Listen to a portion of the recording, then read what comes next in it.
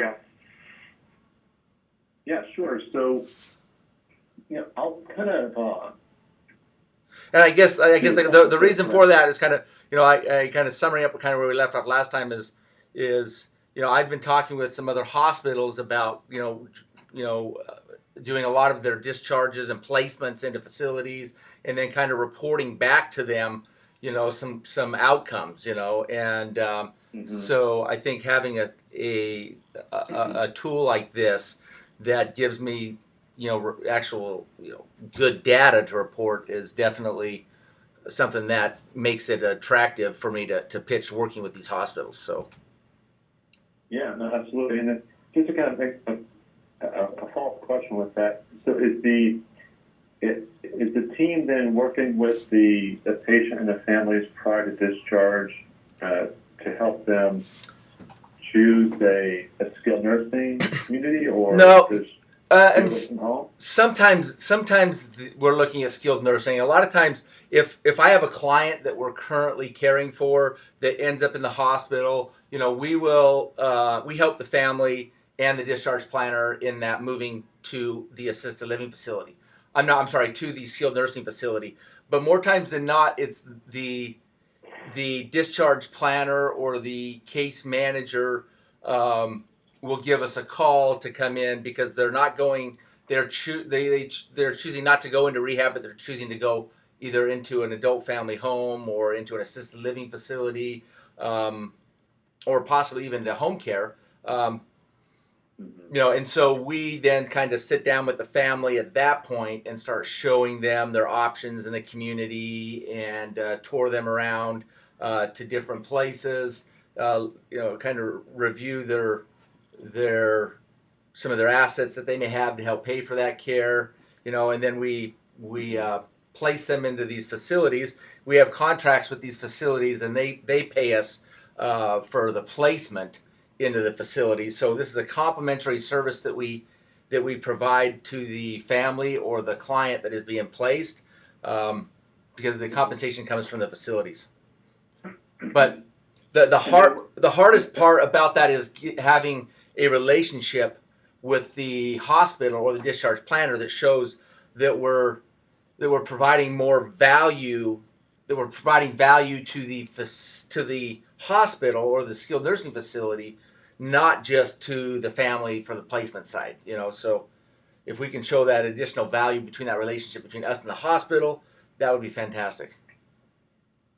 Gotcha. And do you contract in with the hospital to allow the team in, or are the arrangements mostly with the providers that the hospital is discharging to? Yeah, right now there's no official contract at all right now because basically we offer our services as a complimentary service for the for people that are being discharged, that are feeling overwhelmed, that don't know what the next step is. That family often lives across the state or out of the state, and here you've got somebody that needs to get out of the hospital but doesn't have the time to really find the best facility for them. So, and there's basically you've seen the ads for A Place for Mom on television, that referral service basis. It's the same type of situation, but the difference with what we do is we're more of a direct to the referral source, direct relationship with the provider, the hospital, versus Place for Mom does a lot of direct to consumer advertising for people that are, um, in the situation. They call the Place for Mom number, they go onto their website, and then they start getting, they pick up their clients from direct to consumer advertising. Well, we're trying to really bypass that and pick up these cases directly from the hospitals. Okay. Okay.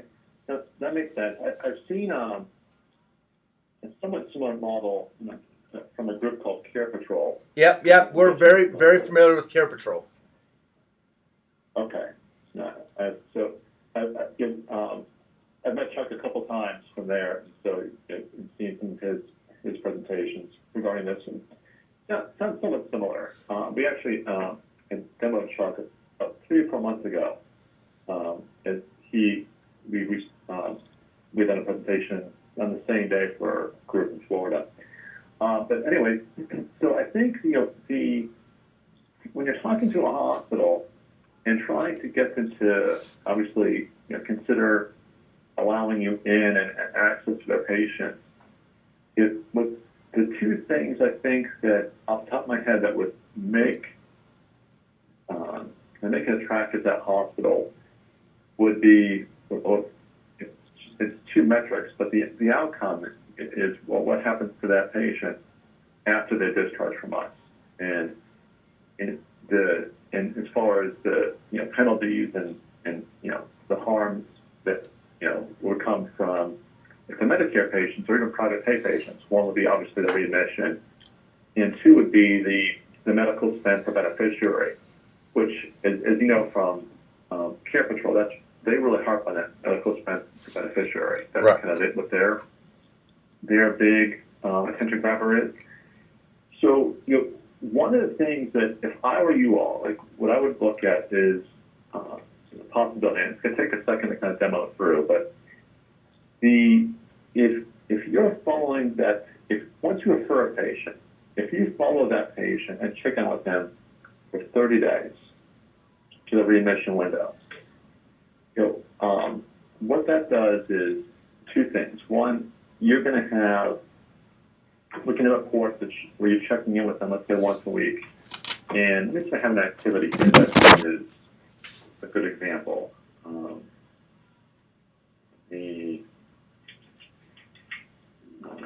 Jump ahead here and I'll kind of show you some possibilities, and I can see if this makes sense.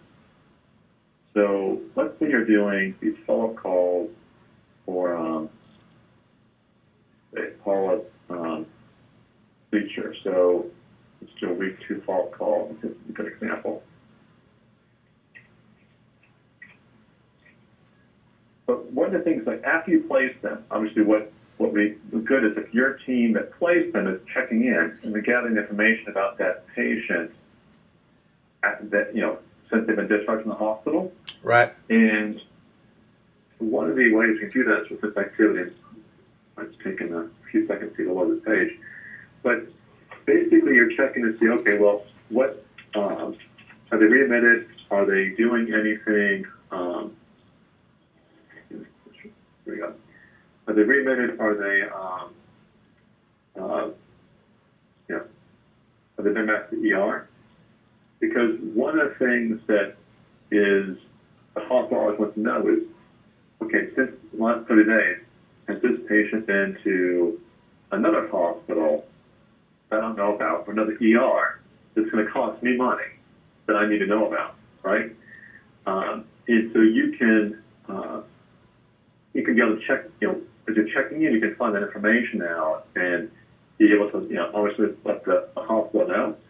Now, the trick here, it's kind of somewhat complicated, is that you have to be obviously very honest with your performance. So if some of your referrals do go back to the ER hospital, you're obligated to show those to the hospital, but you're still showing that, hey, out of the 20 patients maybe that we were discharged last month, we checked in with them for 30 days, and of those 22 went back. So for the 18 that were placed, they were placed in the appropriate setting with the appropriate services to prevent that readmission. Right. So that adds credibility to your referral advice and guidance. Sure. Now, one of the other things we can do, I got to get the right activity here. And wait 1 second for a better example. But one of the things too is to educate the patient. I've got an example we did for a physicians network we demoed last week. Let me see if it's here with this one. Actually, I'm going to Paul's later. I know. I think it's a week 1 activity.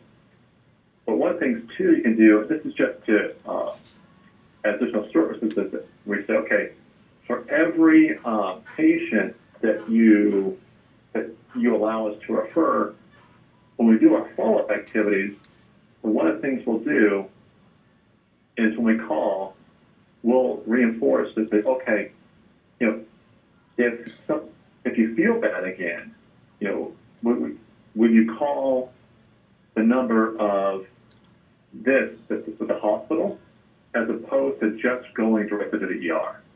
So this activity would be an example. Let's say you referred someone, to assisted living with some maybe extra home health service or the home, or but they're not like at a skilled nursing facility. And one of the things you could say is that, so for the hospital is, for every patient us referred, we're going to do a follow-up call every week to check in on them.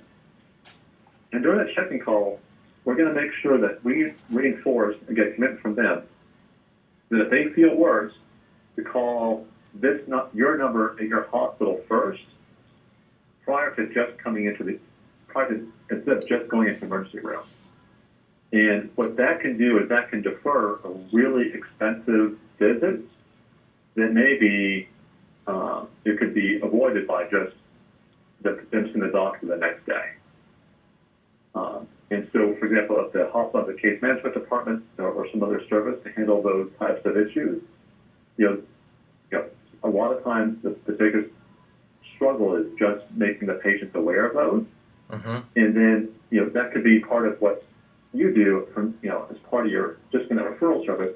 And then you can show up and say, hey, for these 40 patients that we saw, referred last week or last month, we placed, and I'll show reports, we did 100 calls where we got commitment from all 40 to call you first if they feel an issue. Is that something you think you've seen or would resonate with your hospital partners? For sure. Yeah, I think anything that we could do, especially for, like you said, the high risk people that they're concerned about. Do you do this with basically all discharges, or do you silo it out with the high risk, the 7 different categories? Yeah. Yes to all, or just to the high risk? That's a great question. It's a complicated answer. Okay, but so if we're talking about just care coordination, if I'm a hospital, I typically only care about the ones where there's going to be a readmission penalty. So it's not so much high risk as it is a diagnosis of COPD, CHF, pneumonia, hip replacement, joint, heart failure. Right. Yeah. Right. Yeah. And so now, and it used to be just those patients, 65 and older, with Medicare as a primary payer. Now, what we're seeing is that this was interesting. A hospital that we work with last month had their first denial of payment from a private payer, a Blue Cross Blue Shield, that didn't pay for the readmitted stay because they said it was avoidable. Wow. And so that got a lot of attention. And so now we're seeing it not so much high risk. Those diagnoses for private pay and for Medicare. Okay. And so and because the others, if they're not penalized, that return stay is profitable for them, right? Right. It isn't a case-by-case basis, because we do see times, especially this time of year, where ERs, especially like in the Northeast and Midwest, because of the weather, get overwhelmed, mm-hmm. and they just can't take any more patients. They can't admit any more patients, and they have to defer them other places. So it depends on sometimes seasonality too, what they want, what they're trying to manage. But that, trying to answer your question, it isn't all patients. It's those in those groups typically that we see that are the most likely to penalize the hospital's readmission figures. And then that's one way of say, hey, if you're us, here's how we proactively help you to reinforce the messages that you put in your discharge plan and were resonated from your discharge team, to make sure that the patients understand the most fundamental pieces, which are, hey, if I feel bad, what do I do? And, how to do that, right? Right. And that hospitals like that, but now you're not really trying to implement anything else different. You're just reinforcing what they're saying already. And it's a very basic message. But the hospitals know that when that patient discharges, they're in a bad place. They're crabby. They're typically very tired. Sure. And so whatever's explained to them in discharge instructions needs to be reemphasized again and again for it to be resonated. Right. That's one thing. Yeah. If I were, that's the pushing information, right? So now, one of the approaches, if I'm a page, if I am calling them, it's one more question here to ask. Just confirm, just like you saw before, that the person hasn't been to the ER, and ask what other services that they're having, and that question will then appear for your staff. And then, if anything changes, it's the user clicks the patient's name and updates this care settings and services table. And basically, what this does is this is tracking what their stay is. Update the date here from ever since they left the hospital. Okay, this is kind of a bad case example, but let's say that your customer was Accent Health and Rehab at Tampa, right? And so they discharged to the home. Maybe they had a home health service with Bright Star Care that you arranged, right? Right. And then they readmitted, right? So now they know, okay, well, it's sad news they readmitted, but at least they know that they readmitted, and where they went to, so they won't be blindsided later on. And then it can, as you do this for each patient, what you can do though is start gathering information for them, so they have some idea of what the total spend is, for each patient that you refer. And so if you fill this out for each patient, kind of the services and settings that they go to for the 30 days, you can then pull reports that look like this, patients for detail. This is for each patient you can send to them as far as what that path was that they took. And this by far we're hearing, we're early on, that is one of the most interesting things to a hospital, because the hospital has really still no idea what happens to the patients when they leave. And so you can have a report here that can show the path, and you can even allocate spend to it, which I can tell you how to do, which is a little more complicated, but the system allows you to do that. Give 1 second to let this present, and I'll show you kind of how this detail lays out.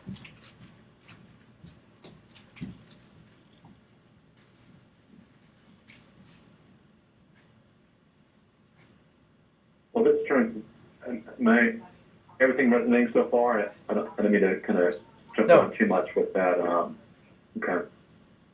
Do you find that the hospitals like the drilled down detailed report, or do they like more of like a summary report, an overall, or a combination of both? I mean, I imagine, obviously. They're going to want a summary. They want to, if you keep it to 1 page, that's the key for the executive. Right. Now, this report, if there's a problem and they want to dig into it, I know, that's fine. But I thought I'd pick the model for it. So this report actually shows you everything that if they're looking for, well, what's everything you're gathering from my patient? This report shows you every question you ask them and every response you get. And sometimes this is interesting because, and I apologize for kind of going a little sidestep here, but sometimes if you're talking to a hospital, Robert, and you want to and you're saying, hey, we're going to make these calls on week 1, week 2, week 3, and week 4. What are some questions that you would like us to ask and measure that you can't do right now for different reasons? And if they have that, then it's easy to incorporate that into your activities, and you can show them the data here at a detail level, or to, because now they have access to information that they wanted to know that you're gathering and able to provide to them. So is your software, is it flexible enough to where, like, I approach a hospital and they say, you know what, these are the questions, this is the information we really like. I mean, are we able to go to you and say, hey, we've got a relationship with this hospital that's going to be using our services, and they want to gather 5 more questions, and these are what they are. Is that like, oh, we got to go full into into the developer, or is it more table driven that you guys basically add those questions on, and then we can quickly start incorporating what our account wants? It's table driven, and I'll show you. You can do it yourself. We'd have to do it for you, but and I was just go back to that spend report. So this is like you can get. This report has a little more information, but basically in this case, this patient was John Walker. He had just a heart failure.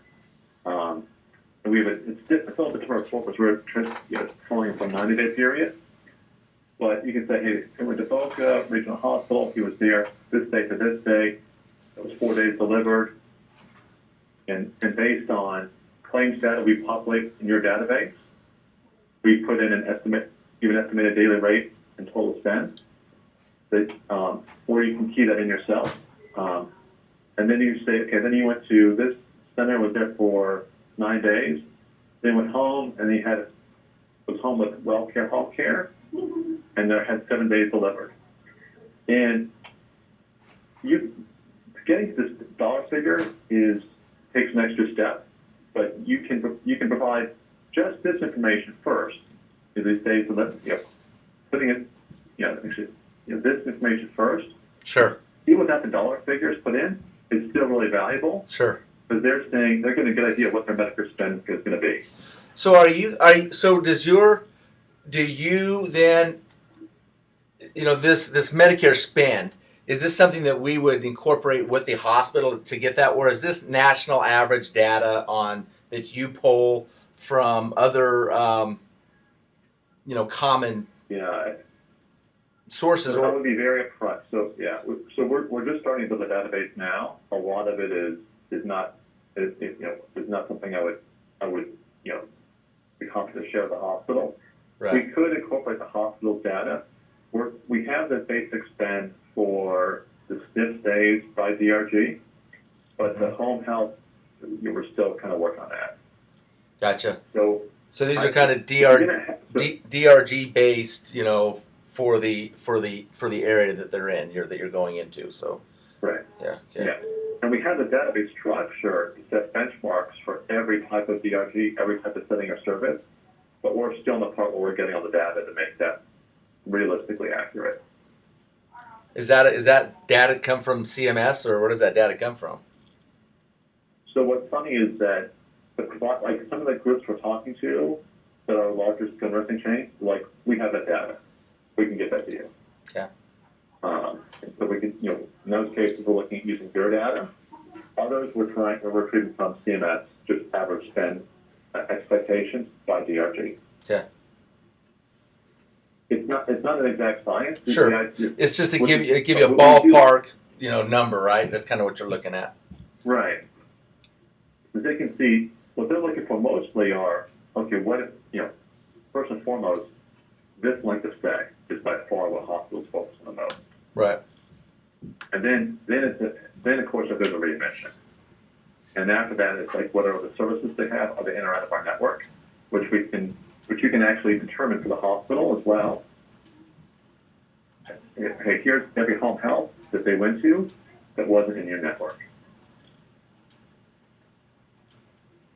And your database has all their, if I go to Providence Hospital here in Seattle, when I'm collecting, they went to this skilled nursing, or they went to this urgent care, or they used this home health care company. How do I know whether or not that's in their network or out of their network? So we have a way of doing that. It's not, perfect. So basically, each database and if we can explain what kind of each database is your own. So you see only your list of providers, and you can designate them if you want to. Right. So we can have, so when they do care settings and services, I add, I'm add skilled nursing first and show you what we have. So these are just mostly Florida groups you have right now. So you can still nursing. So you're good to go.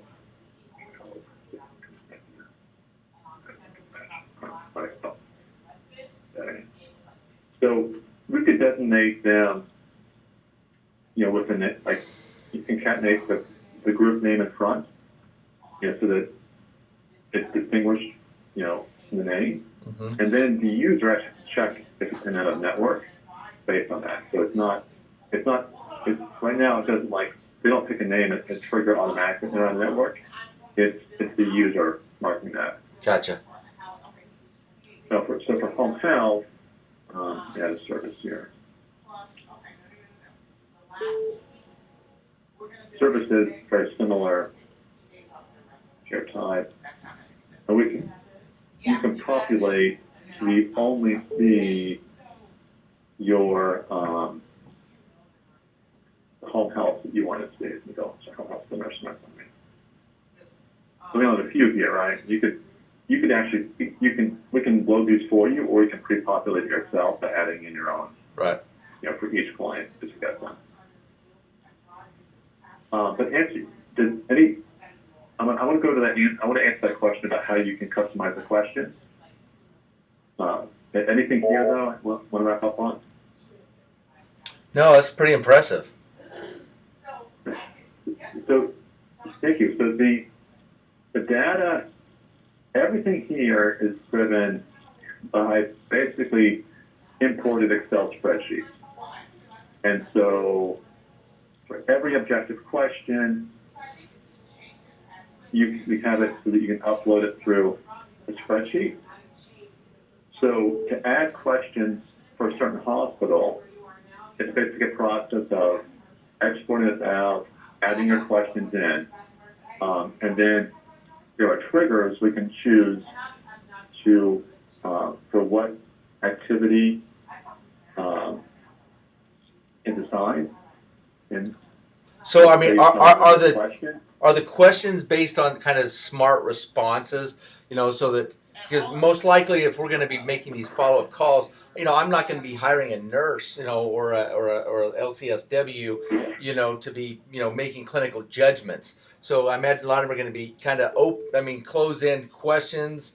Do you understand your discharge planning? Do you have any questions? Have you been to the hospital? Where have you been? Right? I mean, if they say yes, no, does it open up? This is where you go to next, or is the sequence of how they answer? Does it kind of direct them on what the next question is based on their response? Because the last thing I want to do is have somebody go, oh, if they answer that, then I have to kind of know what the right clinical follow-up question would be. Do you know what I'm saying? Right. Yeah. So yeah, let me. So what we don't have is the questions are all added for each activity dynamically before you begin. Okay. So the questions don't change based on an answer, at least right now. Now, what we do have is that we have some basic guidance here. So this is a good example. So let's start. Can you tell me when is your next scheduled follow-up appointment with the primary care doctor? And the question is that's intended to have it say yes or no. And then we have a couple of actions here, and that's not so much like what to answer next, it's like what to do. So they say no, off to go on a three-way call to help them schedule. The patient seems to want it, they report a scheduled visit, but he or she can look at medications you're taking. Yeah. See if they're necessary for you. Gotcha. And this is about as clinical as you want to get with non-licensed staff. Otherwise, you're at a scope of practice and you get yourself in a little trouble. Now, we do have just some basic warning signs. Okay, so you say, hey, some folks feel comfortable that a non-licensed person doing this, others do not. Right. But you're saying, okay, well, there are warning signs that you need to look for CHF. Do you know what those are? So basically, they ask the question, here's the answers, and then based on the scale, they could say, hey, the person part 1, 2 correct parts, 2 correct parts. that's as far clinical as you probably want to get. Right. But that's huge though, because that's just like, okay, now you know what to look for. Right. But we don't. And then if something comes up, maybe I'm just going to read that tip. The beginning of activity. They can always add objectives to current activity to say what else they did, but it doesn't keep dynamically changing. It stays pretty basic, so that the user doesn't get lost and Sure. just gets those core things done. That makes sense. Robert, I have a question. With the conversations you've had, I know you said you've been providing this as a complimentary service, but have you gone as far with the folks you're talking to suggest that you could do kind of routine follow-up on the chronic care patients, and have you discussed like a fee with them, or is there a shared risk pool, or how far have you gone with those conversations?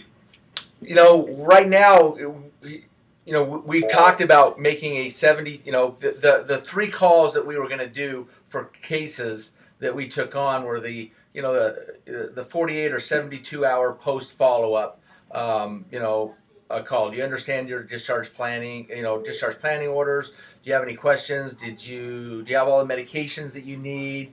Do you have your doctor's appointment scheduled for your follow-up visit, at 1 week? Do you need somebody, some just basic stuff that we're going to manage by Excel at this point, right? And then, of course, the post doctor's visit. Did you make it to your doctor's visit? Was there any questions about that? Then the day 30 follow up, because that's when we bill the facility that we place them in. Is basically a follow up. How was your stay at the facility? Were there any complaints or concerns about the quality of care you received there? And then, what in the last 30 days were you ever admitted back to the hospital, or very similar, that we were going to manage by Excel, at this point, and then report back. And the average placement in Washington, we make about $5,000 on for each person that we put in, and so and we've got a pretty good network of facilities in the area that we work with. We did about 80 placements last year of people that were discharged, and I believe we could do a lot more than that. And that was just with basically one person working those placements. So I mean, right now, for me, it's a matter of our revenue doesn't come, from reporting this stuff back. It's that relationship of, hey, we're going to get paid on the placement side, and so I imagine that relationship, as it goes on, and the value of it would probably start, depending on how much more of a role we play in this, what you're doing. I mean, this is much more, detailed, and is by far worthy of a fee for your services that you're providing to them, because most likely, the fee is minimal to the penalties that they would pay have they not been tracking this type of information. But in a long answer to your question, no, we're not. We've never charged for our, the services that we do provide, because we have always kind of used that as a leverage to get the referral to actually do the placement, and that's what generates our revenues. It's a lot easier that way. I mean, not easier. I mean, not easy, but it is easier than trying to contract with a hospital. Sure. But it does get your foot in the door. But it would be interesting is once you start doing this and they see the reports, and say, hey, then if there's a potential for upsell, to say, hey, would you like us to ask you more questions, for X rate? Right. And see what, to see if there's a way to. Well, and ultimately, the hospitals that I've talked to, they have a staff of people that they are paying, to make these types of calls, and so we're basically would be, taking that overhead or that burden that they would be paying and just reallocating that revenue that they'd be paying their people to do that, to do more, patient-centered stuff versus administrative stuff that we would be taking on. So, what you're offering here through that is really a partnership and a value add that's more than just what I'm doing. Right. we think that based on what we've heard, this platform could definitely, if you're using Excel now, could definitely help you with expediting your reporting, and Sure. also just making sure that as you expand the team, you're getting a lot more continuity Right. in your data collection. So I understand from a relationship with a hospital. I'm sure you have a fee schedule when you partner with the hospitals. Have you discussed what a fee schedule would be for a Amada right now has approximately 100 franchise locations. I have ownership in 10 of them. What the fee schedule would be? Would it be a monthly, user rate, or would it be based on the number of calls, the number of clients that are entered in? Yeah. How do you guys structure that? So I'd be very for that.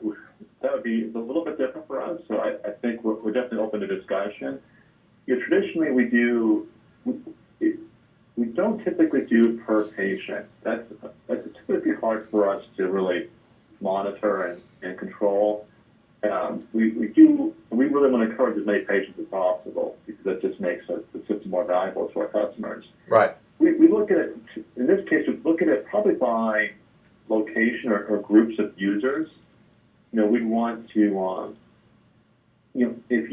my assumption potentially is we want this to all roll up into one account. So at the very top, corporate can run a report and see how every location is doing to make sure that they're doing the calls they're supposed to, and then have a control of those so each location can only see what is specific to their location, which is something we can easily control with our user roles. Right. I just want to confirm that assumption is that you'd want them to all have their own. So you'd want them to be all using one system, correct? Correct. Yeah. There would be a corporate level that AFI, they can see what's going on across the board, but each individual location would have their own database, their own tables, their own patients, their own accounts that they put in, their own stuff that as they're working with local skilled nursing facilities, hospitals, urgent cares. As they add these in, it doesn't become seen or visible to all the other places that data and information is not pertinent to them. Mm-hmm. And then so what we typically look for in an agreement is it's that location or group of users per user per year, and then it would depend on what you'd want to start with. Do you kind of envision if you were to have a system like this, what you would see a rollout plan to be? Say that again. The last bit.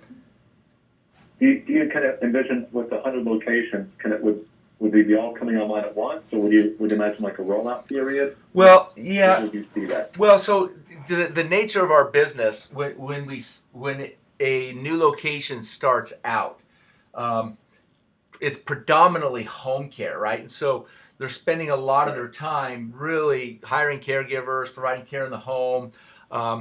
The placement side with that discharge planning takes a lot of work developing relationships with all these other referral sources to put them in, and so what ends up happening is the first year or two, you end up developing relationships with a lot of these referral sources because they're sending you home care cases.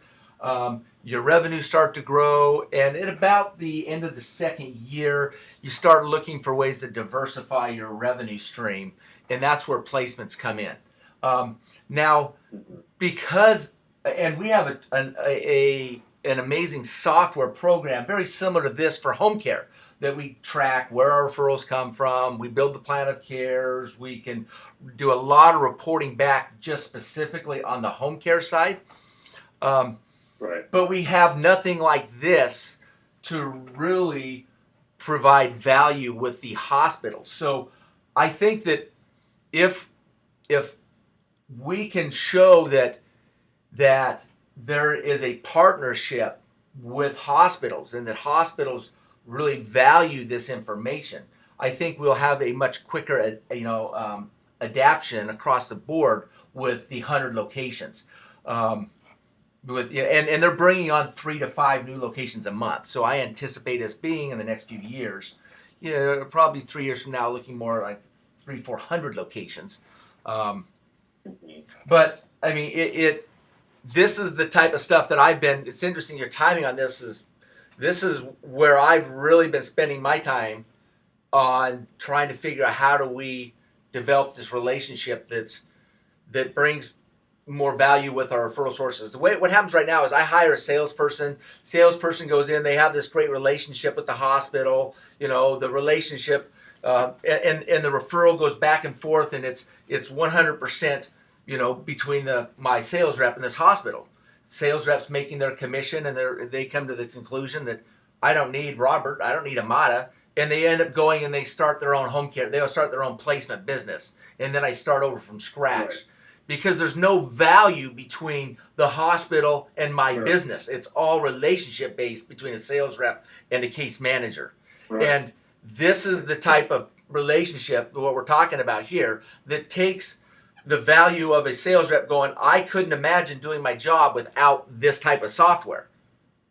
And so the sales rep sees the value of working for a company like mine. The hospitals see a value of partnering with a company like mine, and it becomes a team approach, not just a sales rep that has an amazing relationship with somebody. Mm-hmm. No, because that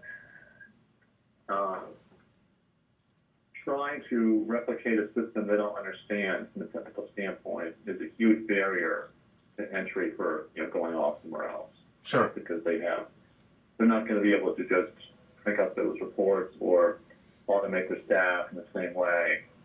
And all of a sudden you're adding a lot more overhead to if they're looking at alternatives, the alternative without a system like this is a lot more overhead and much riskier to try and replicate. Yeah. Successfully. Correct. Yeah. I mean, because ultimately, the thing is, placement reps. I mean, they can you can make a good living just placing 1 to 2 people a month, right? And then it doesn't. You're not necessarily doing this, but my whole philosophy in this, and the reason why I'm in this space is I really want to make some radical change in outcomes. And this is the type of stuff that if you're really gonna make an impact in our delivery system in healthcare, this is the type of stuff that really excites me. So. Yeah, and then is it the way that your locations are structured? Is it typically they're a single owner, and is it typically one salesperson that's doing that referral system per location? Well, it starts out pretty small, and then as it grows, you start adding on sales reps that go in and start working with with the different accounts. So I have 5 in Washington State. I have 1, 2, 3, 4 offices, and each office location has an administrator, a salesperson, office staff. Depending on where they're at in the revenue cycle, right. we start adding things on. But like for instance, our software that we have that we run for our home care side, I pay a fee every month. And there's unlimited users that I can create in there, but we pay approximately, $600 to $1,000 a month. There's a fixed amount that we pay every month for access to it, and then there are some features in it that as we use those features, the fee goes up for using those features. So I think a user-based, fee, as long as it's, as it's reasonable, is something that we're used to, and then it's all about value, right? I mean, so if there are hospital systems that we can demonstrate that see the value in it, I think that everybody else, people will jump on, especially like Catholic Health Initiatives, Providence Hospitals, Peace Health. These are some of the big players in this area. Multi-cares, people that have hospitals that are regionally based, that if you get one into your system, you're going to have it's going to roll out and affect multiple locations. So. And for your current software, you said 600 per thousand. Is that for all locations? No, per individual location. So, Per location. That yeah, makes sense. and that's just basically the management software that allows us to run the home care side, which basically allows us to do all the hiring of caregivers, the HR of caregivers, the bringing on of clients, building plan of cares, checking schedules, doing billing, doing payroll. That's what that software is. What system is that, Robert, that you all use? Um, it's called ADLware, as in Activities of Daily Living. ADLware. Okay. Is that commercially available? Or is that something that's custom for Armada? What's interesting, it was developed by Amada, Chad and Tafa, and the developer, and then they basically kind of parted ways with the developer and had an agreement where they have exclusivity, to use some of the things, um, that are a little bit different, but the developer went on and now it's available to use, and a lot of other franchise systems are using it. So, and it was purchased about a year ago by a company called Kinzer, which is a big Oh, yeah. software company that does home health. Yeah, I'm familiar with them. Yep. Yeah. When you mentioned the 80 placements that you all did last year, was that just one location or was that across your 10 locations? That was one location. Okay.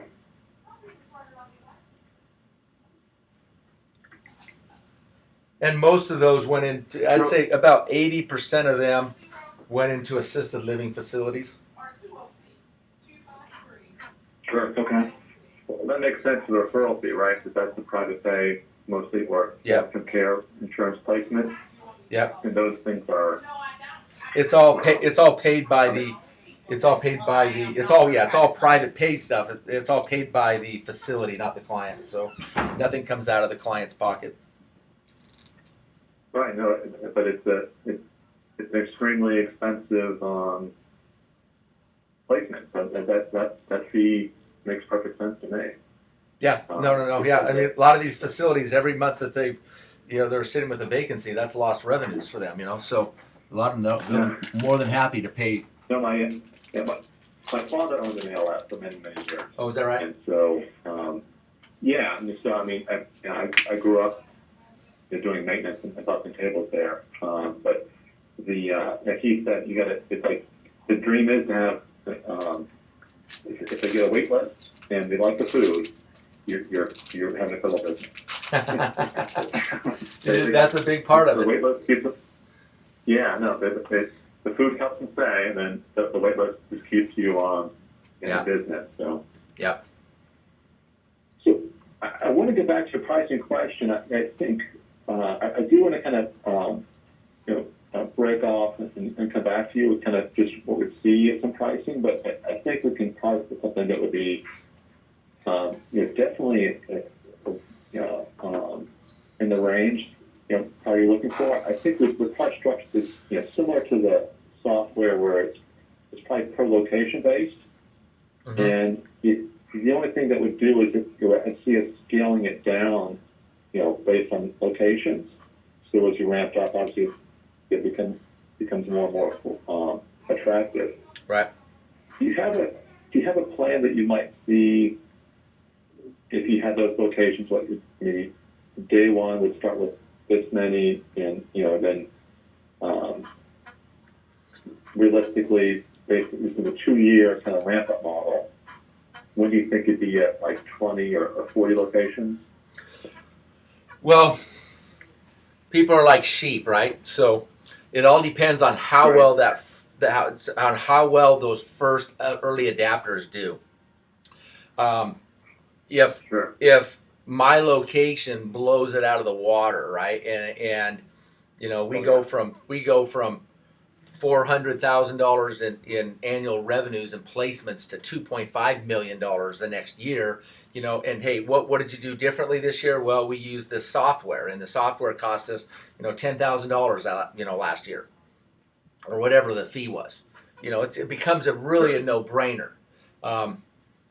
But if there's very little difference between the placement and the revenues that were generated with those early adopters, then that's just kind of just like, I worked for Pfizer Pharmaceuticals for 15 years, and we launched Viagra and Celebrex and and a lot of other blockbusters, and we also launched drugs that botched the launch, and we just slowly slugged away trying to gain market share. So I think a lot of it would be depending upon really the value of whether or not when we launch this thing, of having a good message with our hospitals of the value that relationship does, that's gonna accelerate it. So,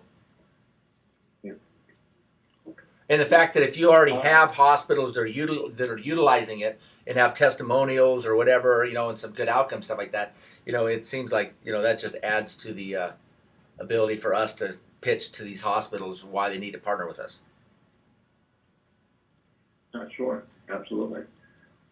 Robert, would you mind if we, I definitely want to get the pricing question, but I do want to just also confer with our CEO, just because this is kind of a different case for us. Sure. But we can maybe set something up in the next couple of days, and we'll have pricing to review with you and kind of get your feedback on. That'd be great. I leave for Costa Rica on Saturday, and then I'm out of the country for 3 weeks.